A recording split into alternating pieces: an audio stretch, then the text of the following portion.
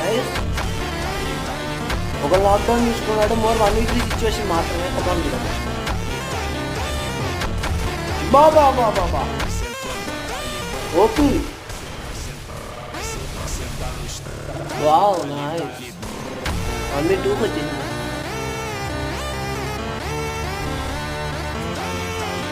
నేను వీళ్ళని చూడాలి మరి ఏం జరుగుతుందని చెప్పి. కమాన్ చాలా బాగా ఆడతాడు బ్రో మాత్రం. బాబా బాబా ఏం కొట్టాడు బ్రో, ఇంకొక్కడు మాత్రమే బ్రో. కమాన్